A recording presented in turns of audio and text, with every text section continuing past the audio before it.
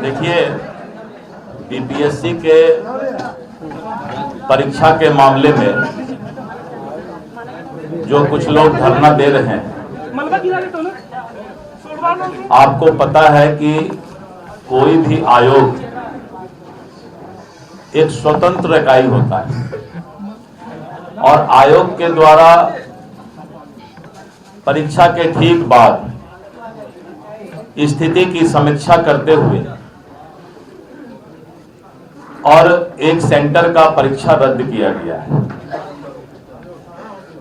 और जिस तरह का धरना चल रहा है, उस धरना पर आयोग संवेदनशील होकर इस बात का आकलन कर रही है कि क्या और किसी सेंटर पर किसी तरह की गड़बड़ी हुई है या नहीं हुई। अभी तक इस तरह का कोई मामला किसी भी सेंटर के और सेंटर पर बैठने वाले उम्मीदवार के द्वारा शिकायत आयोग के पास नहीं आया है।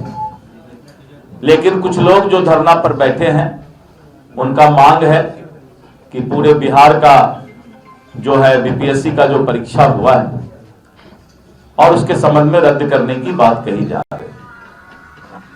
लेकिन आयोग इस बात को पूरी तरह से समीक्षा करके जांच करके अभी फैसला ली है और आगे भी कोई इस तरह का मामला आएगा और उसका कोई पुख्ता सबूत होगा दूसरे सेंटर का, तो निश्चित रूप से आयोग कार्रवाई करेगी।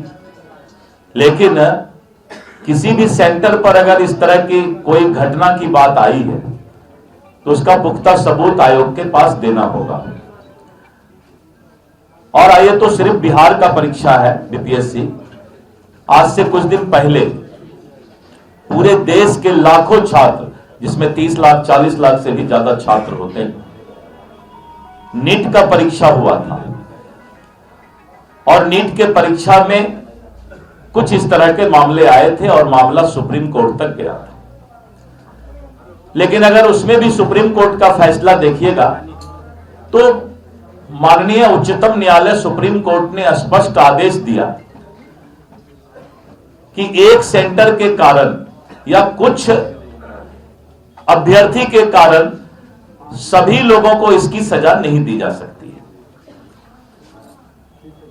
तो इसलिए बहुत कानूनी बात भी है और आयोग इसके लिए स्वतंत्र भी है। दबाव बनाकर कोई काम नहीं कराया जा सकता है। साक्ष्य के आधार पर ही कोई फैसला होता है। और मुझे लगता है कि जो पत्रकार बंधु यहां हैं, उनकी भी राय यही होगी कि कोई भी फैसला साक्ष्य के आधार पर किया जाता है। अब एक उनका दूसरा सवाल है कि जो नए लोग आएंगे, उनका जो नया क्वेश्चन होगा, उस क्वेश्चन का क्या स्टैंडर्ड और क्वालिटी होगा। इस बात को भी माननीय उच्चतम न्यायालय ने नीट के मामले में स्पष्ट कर दिया है। और अगर रिजल्ट आने के बाद ऐसा देखा जाता है कि किसी एक ही सेंटर से 80% लड़के, 70% लड़के, 50% अभ्यर्थी क्वालिफाई कर जाते हैं, तो फिर एक नया सवाल आ सकता है कि रिजल्ट आने के बाद अगर ऐसा हो कि अगर मान लीजिए क्वेश्चन आउट हुआ है, किसी तरह का गलत हुआ है, तो वहां के स्टूडेंट तो ज्यादा पास करना चाहिए एक सेंटर पर। तो रेशियो, परसेंटेज ऑफ रिजल्ट भी देखा जाता है टेक्निकल तरीके से। इस पर बहुत स्पष्ट सुप्रीम कोर्ट का जो है एक नीट के मामले में जजमेंट आया हुआ है। इसीलिए आयोग स्वतंत्र इकाई है, संवेदनशील है, हर चीज पर नजर रखा है और अभी ही नहीं, रिजल्ट तक भी इस पर जो है बहुत सारा फैसला हो सकता है अगर इसमें कोई डिस्क्रिमिनेशन नजर आता है तो। आयोग ने तो साफ कह दिया कि परीक्षा रद्द नहीं, देखिए, आप आयोग तो कहेगी पहला फैसला। मेरा ये कहना है कि आयोग ने स्पष्ट कर दिया कि प्रथम दृष्टया में हमने जो गलती पाया वहां का हमने फैसला ले लिया, आगे किसी तरह का कोई जो है निर्णय नहीं होगा। लेकिन मैं तो इससे और पीछे जाकर के आपको माननीय उच्चतम न्यायालय के बारे में बताया कि इस तरह के मामला जब आते हैं तो उस पर जो है कानूनन राय भी बहुत स्पष्ट है। सर DOU ने 3 बड़े कोचिंग संस्थान की भी बात कही है कि इस तरह के काम करवाने का काम किया है। अभ्यर्थी का ये भी आरोप। अब देखिए, ये तो मैं सीधा कोई आरोप नहीं लगा सकता किस पर, क्योंकि ये तो जांच का विषय है और जांच के विषय में कोचिंग संस्थान की क्या भूमिका है ये तो कोई जांच करने वाली संस्था ही बता सकती है। मैं इस पर कोई बात नहीं कर सकता। सर लेकिन सरकार के नाक के नीचे पटना में इस तरह की घटना होती है, क्या सवाल नहीं उठते हैं? आप एग्जामिनेशन देने जाइए और आप पहले से मन बना के रखिए कि जाते के साथ जो क्वेश्चन मिलेगा उसका फोटो खींच करके बाहर भेज देंगे, खिड़की से हम क्वेश्चन फेंक देंगे। अब इसके लिए तो एक एक स्टूडेंट के पास जो है सिक्योरिटी दिया जाए। जांच करके मेरी बात समझिए, मेरी बात समझिए ना, इसीलिए तो फैसला हुआ है और इसका जवाब ज्यादा आपको स्पष्ट जो है आयोग के सदस्य या आयोग के चेयरमैन दे सकते हैं। तेजस्वी यादव ने समीक्षा बैठक बुलाई है, तमाम विधायकों सांसदों के साथ बैठक कर रहे हैं। प्रदेश कोई तेजस्वी जी समीक्षा करते हैं, कोई सरकार है क्या? अब आप भी कर लीजिए, जैसा तेजस्वी हैं वैसे आप हैं। मेरी बात समझिए, संवैधानिक संस्था पर समीक्षा करने का अधिकार, वो अपना आवाज उठा सकते हैं, अपनी मांग रख सकते हैं। नहीं, पार्टी को लेकर समीक्षा बैठक कर रहे हैं। अच्छा, अपना पार्टी का कर रहे हैं, काम को लेकर क्या कुछ गड़बड़ उड़बड़ किए हैं क्या? समीक्षा में 2500 देने की बात कर रहे हैं। नहीं, मैं दूसरा बात बोल रहा हूँ।